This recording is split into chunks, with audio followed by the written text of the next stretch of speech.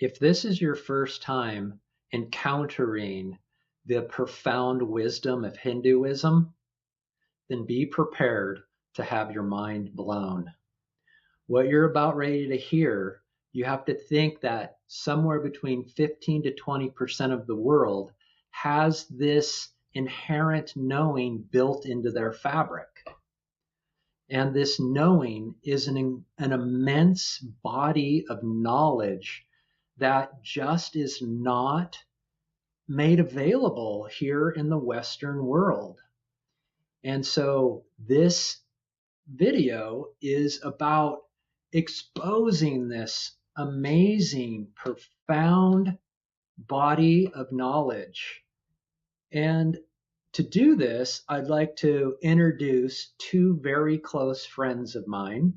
Both are of Indian descent. The first one is Ravikant Kohli. He goes by Ravi. And Ravi is the one, after just knowing me on a video call for only maybe 60 minutes, he asked me if I'd ever been to India. And I said no. And he said, I will take you. And he did. And we went to India together for 2 weeks, and he immersed me in their culture. He showed me that everything in India is pointing back to this one reality that Hinduism points to. And I am deeply grateful for him for that experience. The other friend is Suresh Natarajan, and Suresh has dedicated his life to the knowledge and teachings of his culture. And he is an immense body of knowledge when it comes to what Hinduism is pointing to. And you will see it's not like any other system. It's not even a system. It's a systemless body of knowledge than you've encountered anywhere else. What I would like you to do while you're listening to it is imagine if this is what was taught not only in the West, but everywhere.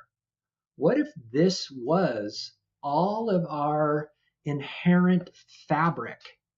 If everything originated out of this fabric, what a different world it would be. Now, Hinduism does not say that the world can be utopia.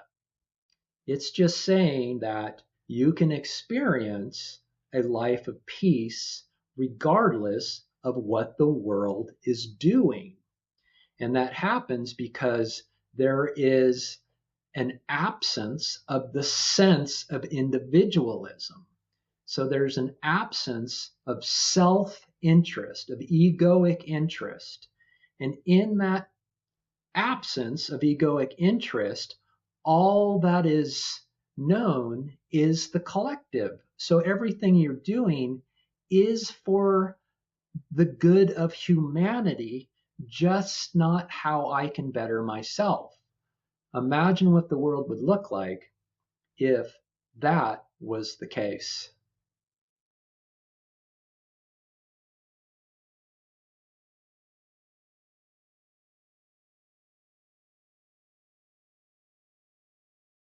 Good evening, Ravi and Suresh. Yeah, I would love to discuss the Indian culture and bridging, you could say, the gap between the Western mind and the Indian heart. Bridging us into the Indian culture. Because the Indian culture is very profound and it's very mysterious to the West. And bringing all of its incredible value to light so that we can gain so much knowledge and peace and happiness from it. So I'd like to just start with a simple question. What is Hinduism? What is it? Suresh, would you like to? Yeah, sure, Scott. So, yeah, thanks for making this meeting happen and for the effort to bridge this gap because that's very good to do. We have people on either side of the divide who don't understand clearly the other side. So it's not just one way, but it's both ways because the Indian heart, as you put it, also is in deep contact with the Western mind through science and technology of today and the other way around. And I think there is a great possibility for synergy between the two. And I think that's why this is a very good effort to have this dialogue. So, when it comes to the question, what is Hinduism? As you rightly said, it's a very vast topic because starting from the word itself, the funny thing is the word is a misnomer. That's where we can begin with because the word refers to the region. So the quick etymology behind this is that there is a river which is known as Indus, which is actually the river Sindhu.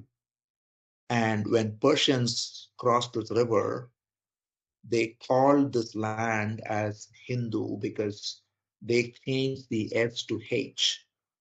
So that's how the land was referred to as the land of Hindus, and therefore the culture and the religion was called Hinduism. The actual name, if anything, has been referred to as Sanatan Dharma, but that's a very complex word, perhaps. So, what it means, though, is a very interesting meaning. It means the eternal religion. That's what it means. Sanatan means eternal. So, the religion that is eternal is what is now called as Hinduism. And so, why is it eternal? Because at a basic level, there is no founder for this religion. There is no, we have Buddhism with Buddha as the founder, Christianity with Christ, and so on. This religion has no founder.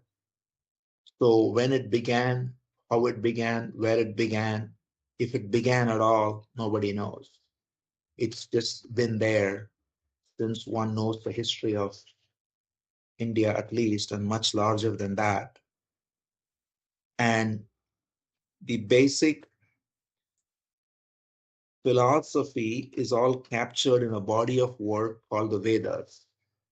So when we look at the what is called the Hindu scripture, and I always use the word Hindu hesitatingly because, as I said, it's a misnomer to begin with. Vedic scripture, it is the foundation for the religion, and that contains what's called the Vedas. And the Vedas literally means knowledge. The word Veda means knowledge, and that is the foundation of the religion. And the Vedas have different branches to them, and these branches cover all aspects of life. So there is the observation of the various elements that are present in this universe and deification of the elements. There is the aspect of living in harmony with nature, and there is the element of engaging in various activities to live a harmonious life. But at the foundation of it all is what is called as the Upanishads, which is the foundation of Vedas or the essence of the Vedas, which is the revelation that everything there is divine. So the whole essence of Vedas and the Vedic culture and the Upanishads is all summarized in what is called as 4 sentences. They are called the 4 Mahavakyas. And those 4 sentences, each sentence is only 2 or 3 words, so it's going to be easy. At least that's the length of the sentence, not the meaning though. Now, if we understand these 4 sentences, we have understood all of what is called as Hinduism, and in fact, all of religion itself. So the first sentence is Prajnanam Brahma. What it means is 2 words. What it means is the supreme truth is awareness. So at the essence of all this inquiry of Vedas, where the rishis, the sages, looked at all the elements, the 5 elements of nature, the various forces, and the various aspects of one's own life, the various living entities, they reduced it all to essentially the truth that everything springs out of awareness. It is awareness that is the ground of being from which everything comes forth. So therefore, they said Brahma is the word for God or for divinity or for that which is infinite. That is actually a better translation. So they said the first sentence is, as I said, Prajnanam Brahma, which means awareness is infinite and it is divine. Then they said, the next sentence they said was very radically, Aham Brahmasmi. They said, that infinite I am. So Aham means I, Brahman is infinite. So they define the infinite as pure awareness. And the next sentence is, I am that infinite, Aham Brahmasmi. Because the next step they made very logically was, if infinite awareness is all there is, then whatever makes me me has to be the same substance that makes the universe. So I may look at myself as this body, look at myself as this mind, look at myself as the intellect, but essentially all of these we can clearly see are changing all the time. And what remains constant is the sense of awareness. So therefore, they said, Aham Brahmasmi, I am that awareness. And to drive home that point, they had 2 more sentences, which is, I am Atma Brahma, which means what you consider the individual soul is infinite. And the last is Tattvam Asi, which means, therefore, thou art that. It's a very famous statement, Tattvam Asi, thou art that. So these statements, called Mahavakyas, form the ground of what's called Hinduism. And everything comes forth out of that. So then what the rishis, the other thing about Hinduism is, as I said, it has no founder, and yet it was developed by the rishis. Rishis literally is a beautiful word again. One who sees is a rishi. The word, the literal etymological meaning of rishi is the one who sees clearly. So those who saw, they saw various things and they recorded them, and that's how this body of knowledge grew over time. So they saw these 4 statements as the essence of what's Hinduism. And then they also saw that every activity of human life has to be dovetailed to make this realization a living reality. Because the normal tendency of, as we know, all species, all animals, all starting from ants to reptiles to birds to 4-legged animals to all the way up to apes, they are all caught in this idea that I am this body. And therefore, there is always this constant warfare for survival and for reproduction. This is the way animals are living, and they have constant struggle because there is territorialism, there is fight for mating, and all the rest. Human beings are endowed with the faculties of intellect and the ability to inquire. But also, because of these very faculties, if we stay rooted in this animalistic idea that I am this body, then we actually cause more harm than animals, because we use all this power of intellect to further the separative identity, and thereby we can see how it results in so much conflict and misery. So the rishis said the purpose of human life, to be endowed with this intellect and this ability to inquire, is to transcend the animalistic division, separatism, and recognize the unity behind all of creation. And therefore, they devised a way of living which is dovetailed towards this realization from birth till death. And so the next major step that came out of that was this conception of God as someone who we can be devoted to. It is technically called Saguna Brahman, that is the infinite which has attributes. So then that resulted in this beautiful explosion of devotion, which takes it beyond the intellect into the heart, with the recognition that the devotion is not to some deity sitting somewhere in the sky, but it is to that reality that pervades the whole of existence. And that reality that pervades the whole of existence is what we call as God. And so there is the way of devotion that came about because of this recognition. And based on that, lots of arts and culture came about. It is said there are 64 arts which are given by the rishis, including dance and music and sculptures and painting and all the rest. And everything is dovetailed towards this one aspect, which is self-realization and God realization, which are the same thing. So all music is to glorify God as our own self.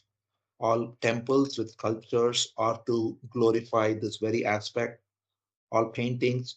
So the very key difference between Western civilization and the Indian civilization is that Indian civilization is rooted from bottom up all the way till the top with one purpose, which is realization of our true nature as divine.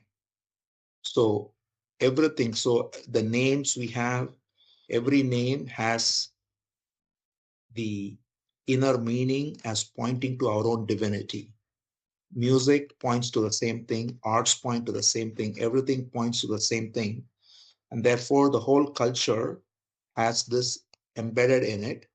And then on top of that, they also identified that people have different propensities.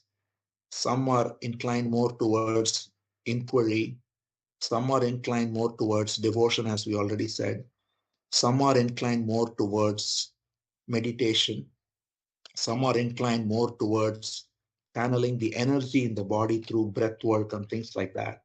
So all of these various ways of getting in touch with the infinite were all given expression, and they're technically called yogas. The word yoga literally means being one. And so the oneness that is ever present is realized through all these various ways. So there is bhakti yoga, which is devotion, jnana, which is inquiry, and then karma yoga, which is to dedicate all your actions to realize the supreme as the ordainer of all results, and raja yoga, which is breath work and moving the energy through the channels of the body, so to speak. So with all these various yogas as well, they they gave different sets of tools for different people with different propensities. And with all of this and all the subsequent works that have been brought forth by different sages, different rishis, different saints, the corpus of work kept on growing, and more importantly, the living reality of saints touching the infinite has been present throughout the history. And therefore, it is not something that happened just 2000 years ago to one person or something like that, but it is happening every century. There have been great beings coming forth, re-establishing the truth of the scriptures and re-establishing the validity of the statement that we are essentially divine. And they have lived and shown through their lives the highest perfection of human life as being established in unconditional love with pure wisdom. So that is Suresh, can we probably a pause very there? Can we pause there for a minute? I mean, profound, right? This is what you just said is exactly what I want the Western mind, the American mind, the European mind to hear, is that it's in the words alone, right? You've mentioned consciousness, awareness, beings, the infinite, divine, oneness, right? This is the heart of the Indian culture. This discussion, this type of language is non-existent in the Western mind, right? This by the is way, where it's absolutely profound. I mean, what you just said, I think a lot of people are gonna be like, what did he just say? Right? Like, consciousness in India has a seat at the table, right? I mean, the entire body of knowledge is consciousness and awareness, and the realization that you are that it's not out here somewhere. You're not out here trying to find this incredible this incredible knowledge. It's located within you, and you can experience that directly. So this is where, I like to say, buckle up if this is the first time you're hearing this, because this you have time to talk. I get blown away every time you talk. Every time I hear it, I'm just like, this is just unbelievable to me. Still, that there's 1.4 billion people on this planet whose the underlying fabric is this. hmm.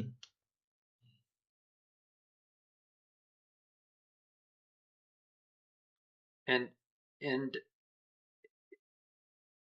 it's, if I was to mention to almost anybody over here, consciousness or awareness or self-realization, they'd be like, what? That has no value. Yeah, it's here. Yes, I'm aware. So what? And yet, what is coming out of India, or what India has been for eternity, is no, that's everything. And if you know that one substance, you know all. And that one substance is yourself. Yeah.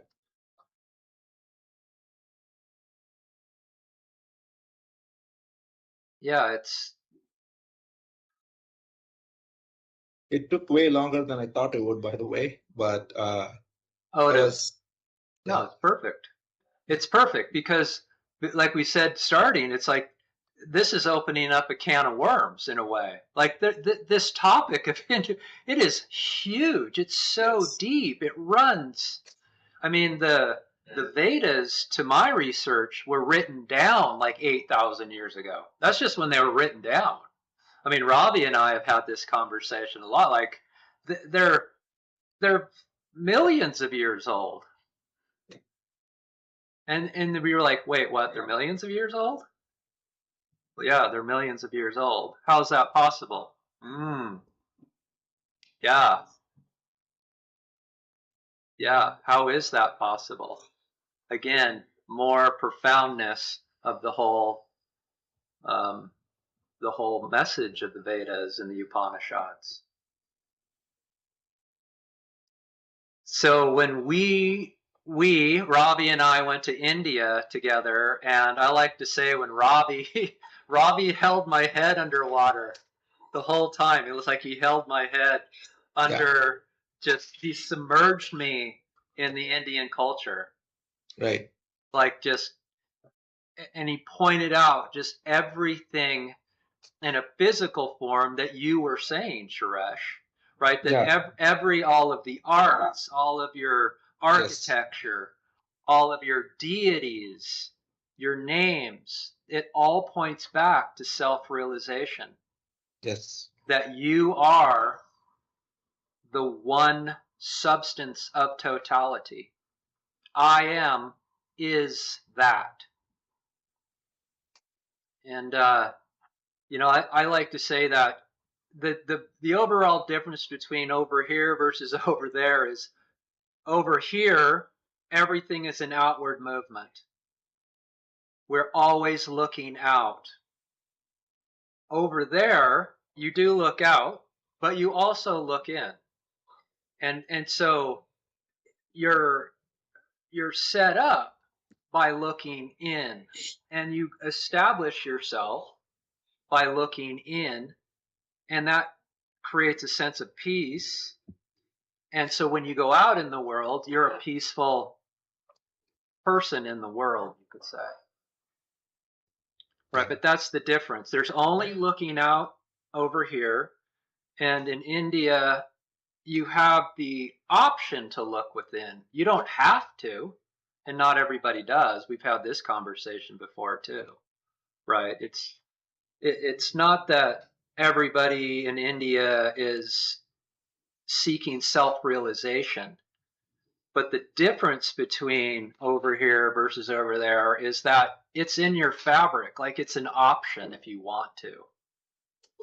Right? Isn't that fair to say? It's not some mystical spiritual quest over there. It's what is, and it's a possibility if you want to turn within, but you don't have to. And I think we've talked about it. Many don't, but it's at least an option. That's right. So yeah, when we were over in India, Ravi just pointed out so many profound examples of how everything is pointing you back to yourself. And I was just going to ask Ravi, you want to go through some examples of these for the audience? Yeah, sure. I'll be glad to, Scott. Thank you for inviting me. It's always, a fun thing to be in the good company of both Suresh and you. Glad to call you both my friends. We always had profound conversations, and every conversation I enjoyed. Thank you.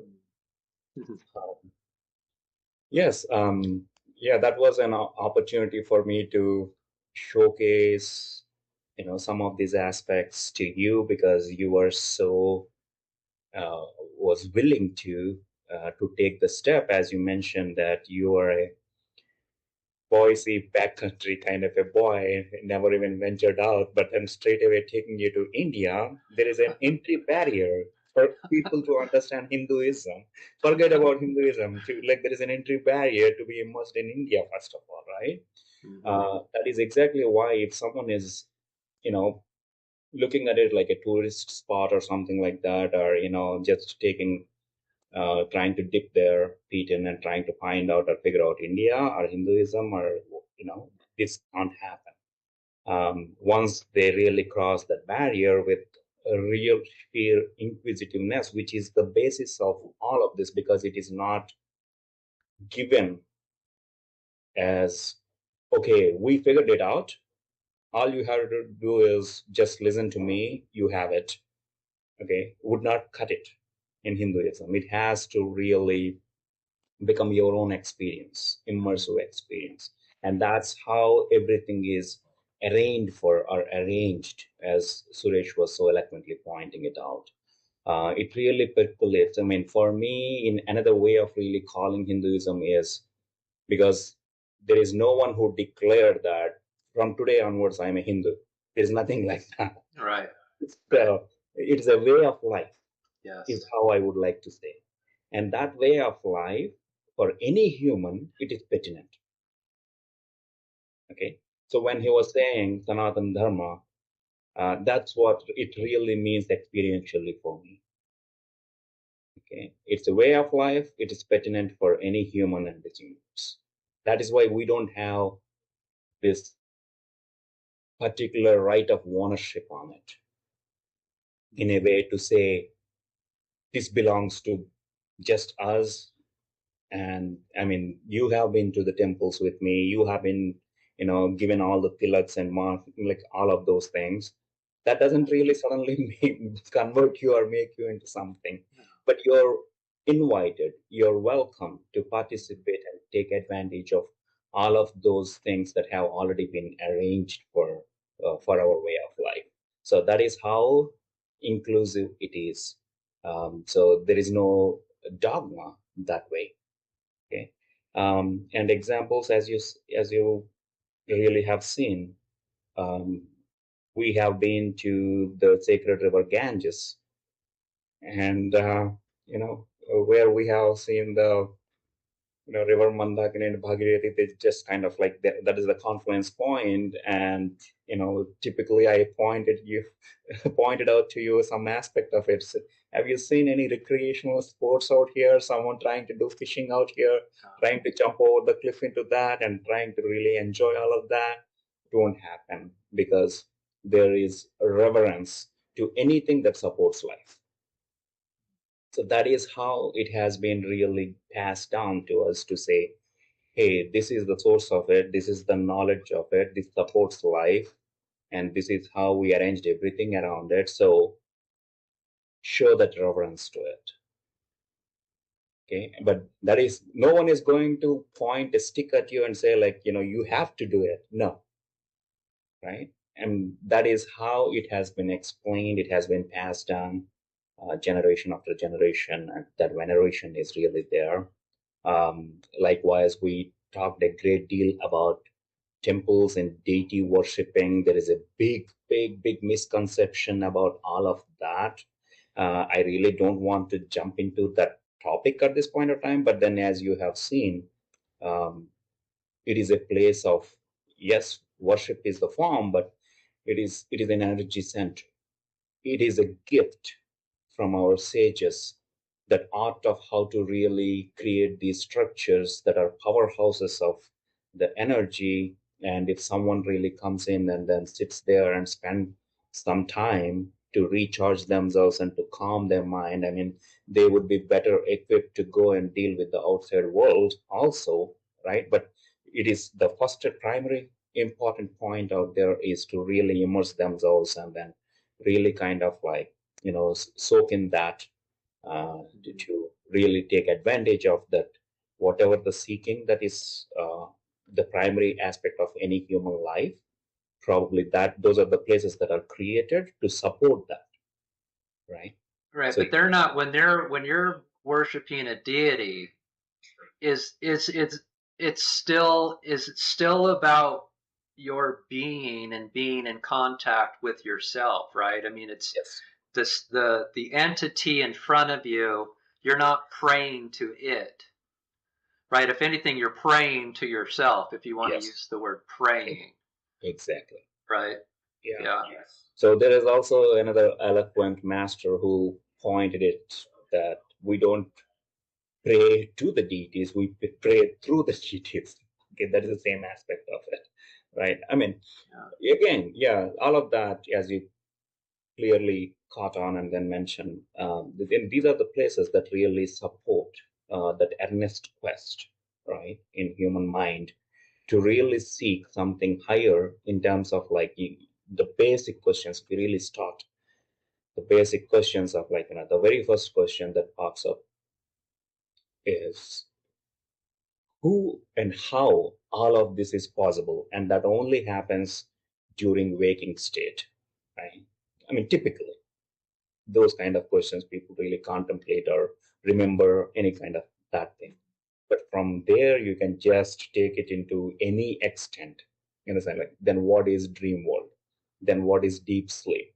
But is there a state beyond these three? I mean, these kind of questions I don't really see as a common knowledge or talking points otherwise. I think actually, but those are the things that are also covered out there. So if you want examples, like, I can give such examples like that. I mean, what would be the conversation around what was all explored, why it is so vast, and why don't we really kind of like recommend anything in terms of like which god to pray or goddess to pray, or whether to pray or not, you know, whether you want to go into the path of different this yoga or that yoga, right? All of that is freedom of spirituality. You are seeking, you go, you find your path, and we have these many support systems. Yeah, you did a really good job the last time we talked about discussing all of your different deities, because you've got a multitude of them, right? And in that multitude doesn't allow for control. But in the multitude comes back to the one. Yeah. Right? All of that multitude is pointing to the one, and that multitude can't be controlled. It's like you can't scale this. Christianity can be scaled. It's been proven. But it's really, I mean, you wouldn't even try to scale this because it's unscalable, because it falls apart. How do you scale yourself? There's only one. Right? So yeah, it's this can't be controlled is a really interesting topic. Yes. And you could go into like when the British occupied India for what is it, 650 years or 750 years? I mean, hundreds and hundreds of years. No, the overall occupation, like actually, this is a fun fact. I don't know how many people really know about this. There is no other country on planet Earth which has been successively occupied by two monotheistic religions, and still,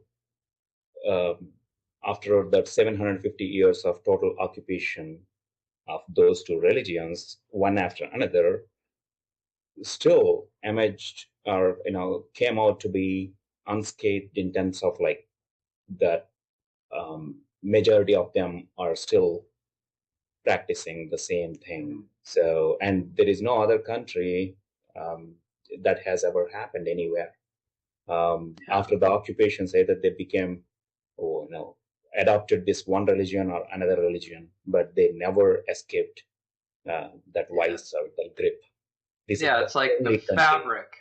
It's like your fabric runs so deep that even 750 years couldn't wipe it out. Yeah. It's still here. It will be here for eternity because it is eternity. Yeah. And I don't really want to attribute that to human resilience or, like as if like we are warriors or things like that. No, it is the support or it is the quest for truth within that is so clearly, outshines everything else in the material world, irrespective of like what they're subject to, any kind of atrocities and things like that. And still, that quest really kind of like kindles this fire in that society, the way it is arranged by those many rishis, as Suresh was pointing out earlier. So over the time, it must have been deeply percolated in the way of like how people live in that region, and probably that's what really sustained all of that. Why don't you really quick talk about your name and your brother's name and what it means, and use your names as an example. That's interesting. Yeah, so my name is Ravi Kant, and we had Ravi means sun, right? And Yeah, Suresh pointed out to me that Kant means, you know, basically magnet. But in my mind, Kant also doubles up as light. So I mean, I always used to think, and probably I liked it that way because I thought about it, like thought in the sense like I understood that meaning as well. So I always thought like Ravi Kant means sunlight. Okay, but Suresh has pointed out Ravi Kant means the one that gets attracted to the sun. Again, that is source of life. Sun is the source of life that has been identified in our society right from the beginning, and we have sun temples, and some of our calendars are based on that observation of with respect to or with reference to the sun and earth's relation to that. So sun takes a lot of prominence that way.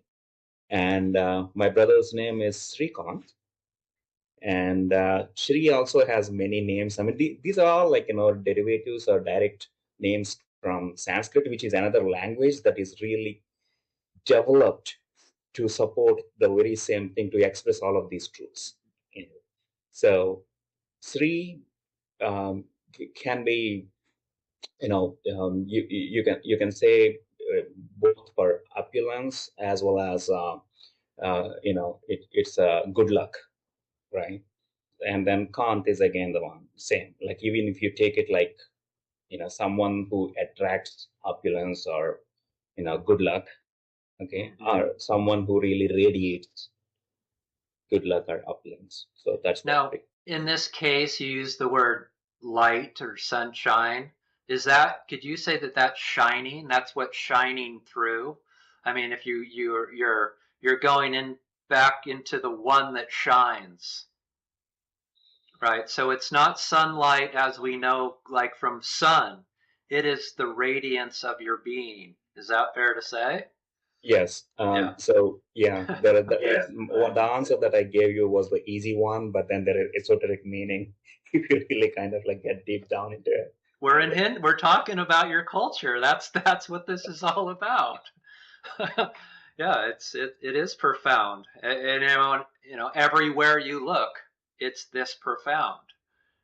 So we the the whole purpose of Hinduism and this message is self-inquiry or self-realization, generally by self-inquiry. Suresh, can you explain what self-realization is and how to attain it? You have all the easy questions.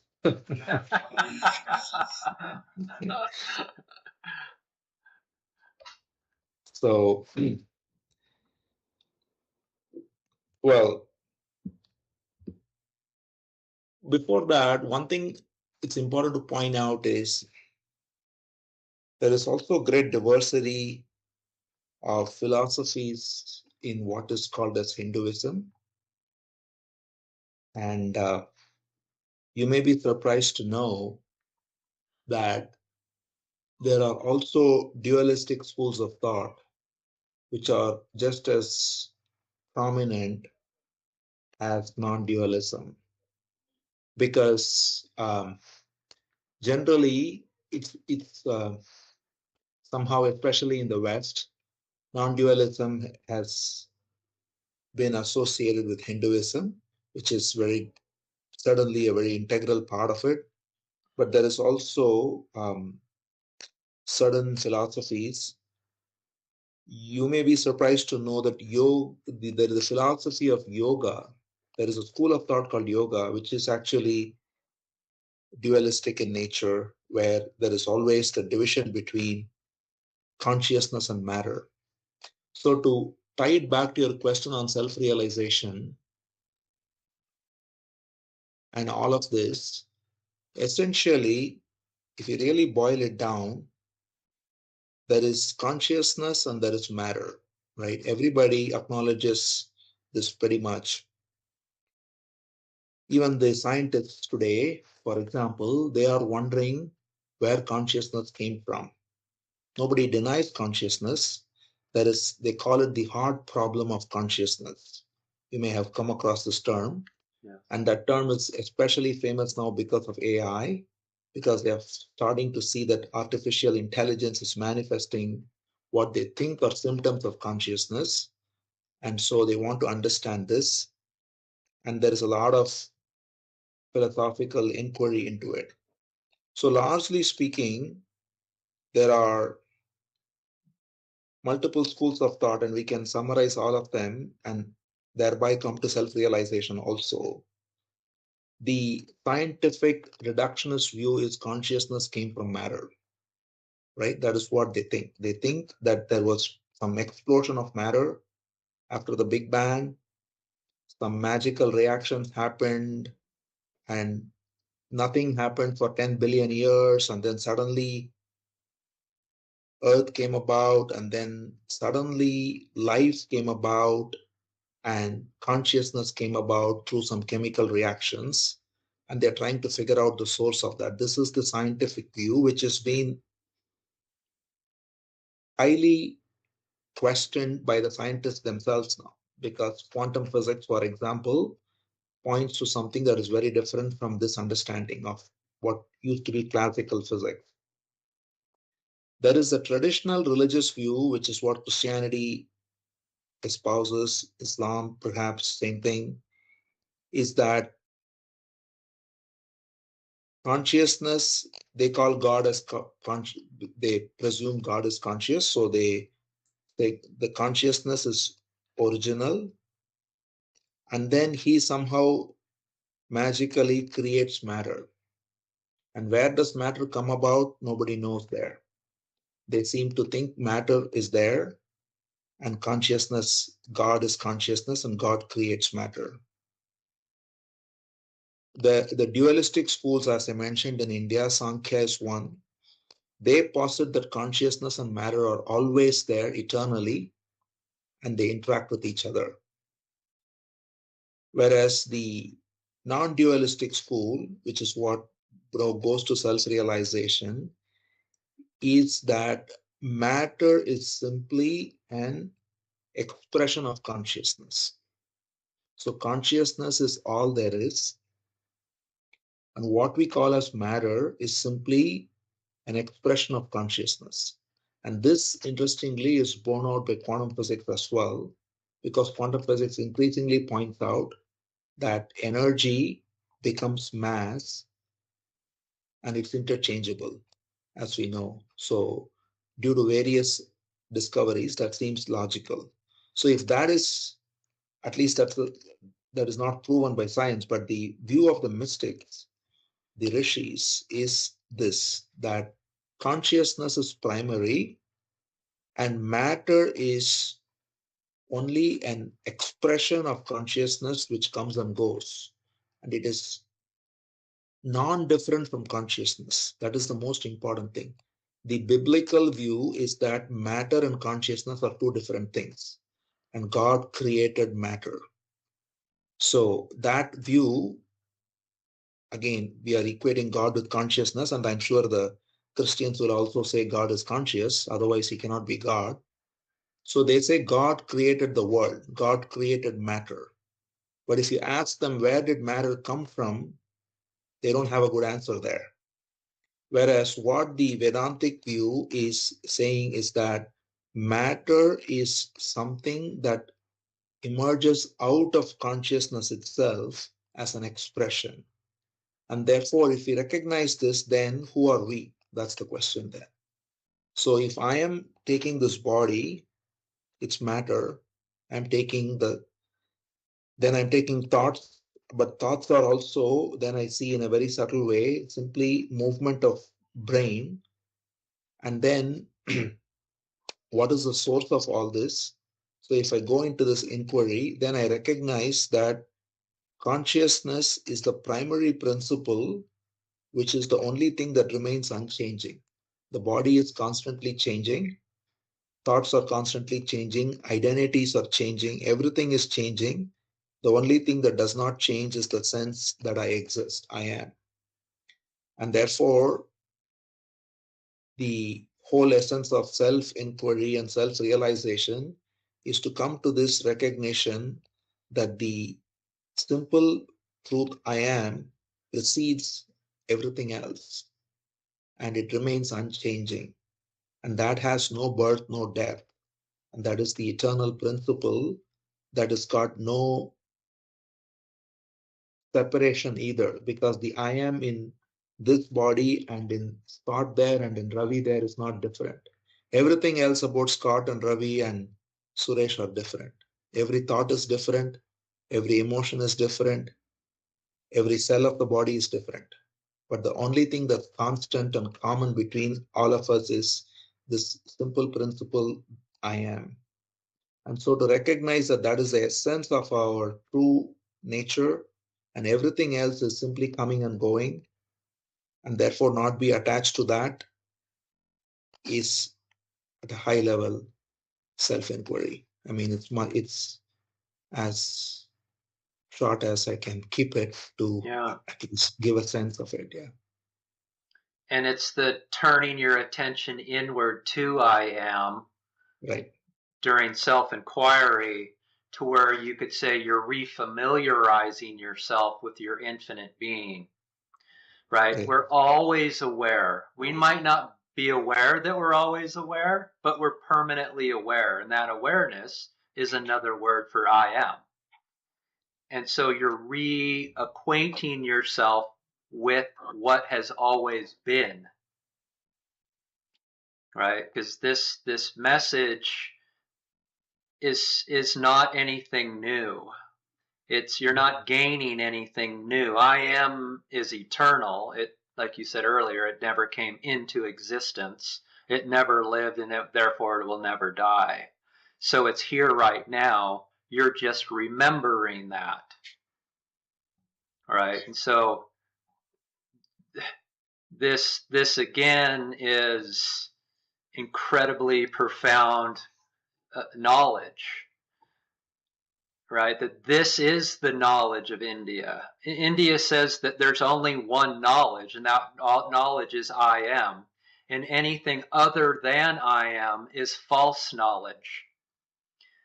So over here, when we study and we create a conceptual knowledge, it's like the most successful ones over here know the most, you could say. The more you know, the better off you are. Right? That's all conceptual knowledge. But according to the Indian scriptures, all of that is false knowledge. All conceptual knowledge is false knowledge. And when you release and relinquish all that remains is the non-conceptual knowledge of yourself, the only knowledge. And in that one, all is known, the paradox. Right? Is that a pretty good description of how to attain it, or the understanding of attainment? Yeah, that's a very good description. Yeah, absolutely. Yeah, just one thing I want to add. I don't think anyone from the perspective of Indian way of looking at this thing as a, like I am as the knowledge of self, right? They would never take that hard step or actually call it any other knowledge as like it's a false knowledge or things like that. They won't take that confrontational way of coining or labeling something. But what it really offers is for someone to really test it. So know yourself. Okay. So through that, then one would know what is the truth and not. So they know for sure what is truth and what is not. But there is no one to call out that in comparison, everything else is false knowledge. That is the vital difference. It's fair. Yeah, so it's like how can you expect to know anything else if you don't know yourself first? Yes. Right? It's like removing the number 1 from the number line and then thinking you know what a 2 and a 3 are. And yet that is what, you could say modern society is all based on. Everything other than the one. And then we we scratch our head and think, why is this going so wrong, you could say? Why is there so much chaos in the world? Well, because we don't know ourselves first. If we all knew ourselves first, there wouldn't be the world as it is right now. The world would be here. We're not saying it would disappear. It just wouldn't be what the world is. Because we would all know ourselves as the world. And therefore you lose the ability to hate and harm the world. Because you're only hating and harming yourself. Right. Well, I think your website and you know, the name that you have given to it, Love Outpouring, that ought to tell something about this, whatever Suresh is talking about, that I am, the essence of our true nature, is all pervading and it is the one and the same. That means there is no duality in it. I think in its purest terms, even though it can't be defined, but what one can say is love is no separation. Right. So if you really kind of like merge those two things, I think you both are talking about the same thing. So you know, probably that is what is the prescription, or what needs to be prescribed for the society. Well, let's wrap it up there. I mean, it's a great starting point. And for those of us who are just encountering this message, you can tell that the words and the language and the approach is literally 180 degrees different than what we've been taught. It is. It's 180 degrees. And so that's what's so profound about it. And if you're willing to engage into this culture, the Indian culture, you will just continue to be blown away on how beautiful it is and how it leads to peace, and not just conceptual peace. It leads to the experience of peace as yourself, right? And you could put other words on that of like contentment, satisfaction, and fulfillment. You're whole because awareness is whole and complete. And if you are awareness, then therefore that is how you experience yourself. So I encourage you to engage into this culture, this amazing, profound, it just leaves me speechless culture. So, all right, Ravi and Suresh, I appreciate you and I love you and I love our time together always. So thank you. Thank you. Thanks for that. Thanks, both of you. Yeah.